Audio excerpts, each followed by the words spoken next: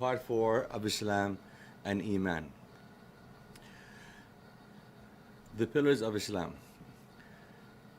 We are now in a position to redefine the three pillars of Islam as they are presented in the book. Let us begin with the first two pillars. 1. Believe in the existence of God. 2. Believe in the hereafter.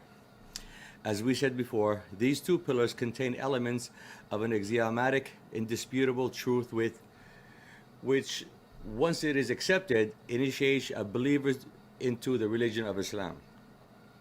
The first part of the shahada, there is no God but God, is already the most elaborate expression of a theological doctrine in Islam, as it follows naturally from the more fundamental belief in the existence of God and the hereafter. This doctrine was first expressed by the Prophet Noah and then reaffirmed by several messengers and prophets until it was finally sealed by Muhammad. Number 3. Doing what is righteous, al-amal al-salih, the good work. Since the ethical fundamentals of Islam have always been ignored by scholars, the following section is dedicated to studying the third pillar in more detail. The scholars' negligence of ethics meant that it was excluded from both the pillars and the tenets of Islam and Eman, which is the reason why we should now brush over this important duty too quickly.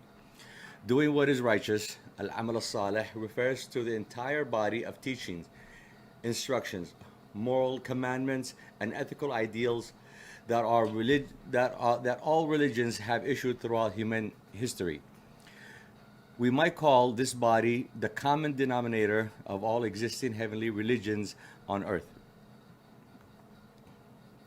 A person who does what is righteous is a Muslim, a center, per se, regardless of whatever specific creed he or she upholds, on condition that this is based on belief in the existence of God and the hereafter.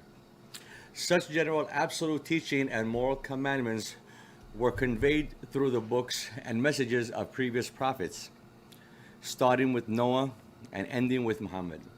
A chain of prophetical instruction that absorbs a steady growth of ethical norms and increasing accumulation of moral values. The reward for acting in accordance with these ethical ideals will be, as the book promises, blissful life in the gardens of paradise. In terms of the hierarchy, these ethical ideals are placed as a third pillar of Islam after the statements of belief in God and the hereafter. Ethical ideas are referred to by the Quranic phrase, do worship God, a'budu Allah, and the straight path, al-sirat al-mustaqim. Insofar as the worship of Allah, ibadah, is the straight path, ethics incorporate a system of human values that has binding force upon believers of every religion.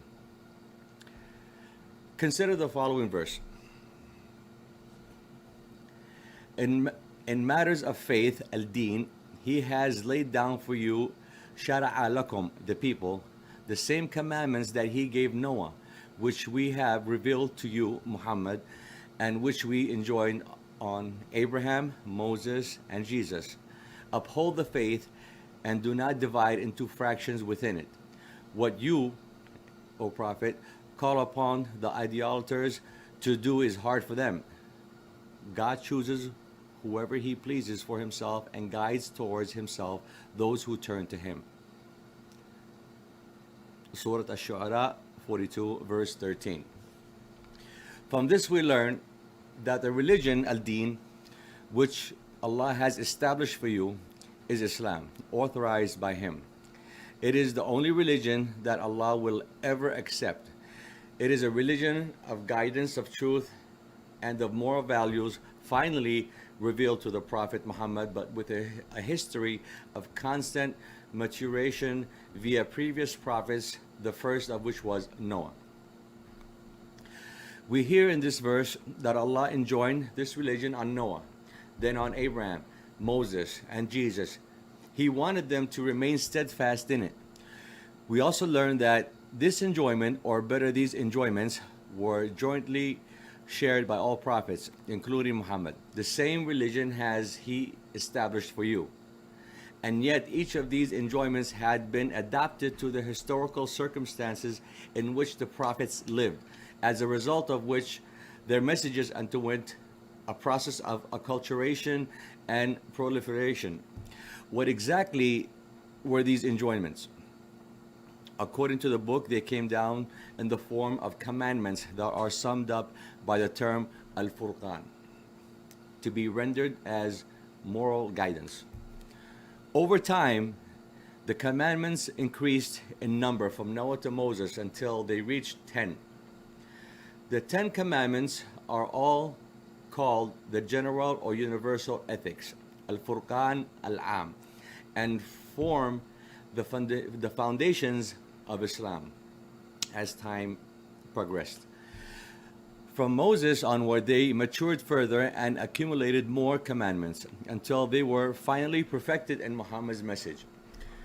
They are what we call particular ethics, al-Furqan al-Khas, and form the ethical foundation of Eman, also of Islam, since Islam is the general type of religion for Eman. Now, Islam and universal ethics. I will now explain both types of ethics. Let us first focus on what we call the general or universal ethics of Islam and quote from the book. Say, come, I will rehearse what God has really prohibited you from. 1. Join not anything as equal with him. 2. Be good to your parents. 3. Kill not your children on a plea of want. We provide sustenance for you and for them. 4.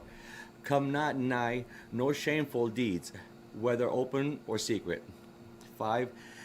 Take not life which God hath made sacred, except by way of justice and law.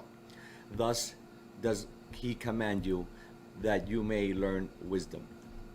6.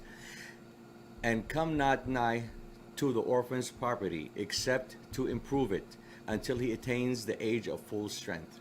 7. Give measure and weight with full justice. No burden do we place on any soul but that which it can bear. 8. Whenever you speak, speak justly, even if a near relative is concerned. 9. Fulfill the covenant of God. Thus does he command you, that you may remember. 10. Verily, this is my way, leading straight. Follow it. Follow not other paths. They will scatter you about from his great path. Thus does he command you, that you may be righteous.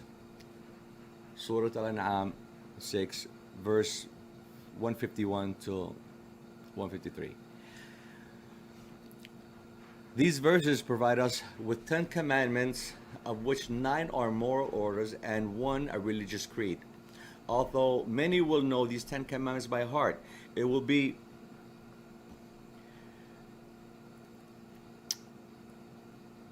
worth listing them one by one in order to emphasize these importance for the religion of Islam and Eman, because Eman is the particular religion of Islam. The 10th and last moral commandment urges people to follow the path of God and to fulfill the divine commandments unharmed by friction, animosity, and sectarian strife.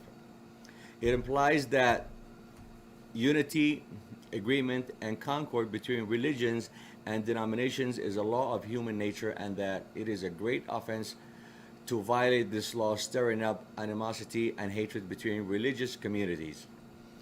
As the 10th commandment, it compromises all other 9 commandments, as it urges the Muslims to fulfill them and not to be content with only adhering to a few of them.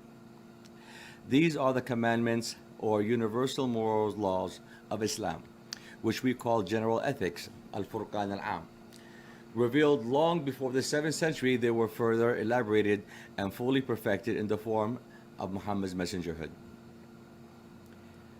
In the next part, we will turn to the moral values that constitute what we call the particular ethics, al-Furqan al-Khas of Eman, and that were revealed to seal the chain of messengerhoods. They fully established faith, Eman, and completed Islam. Thank you for following part 4, and we would like to hear your thoughts down below. Part 5 will follow. Thank you.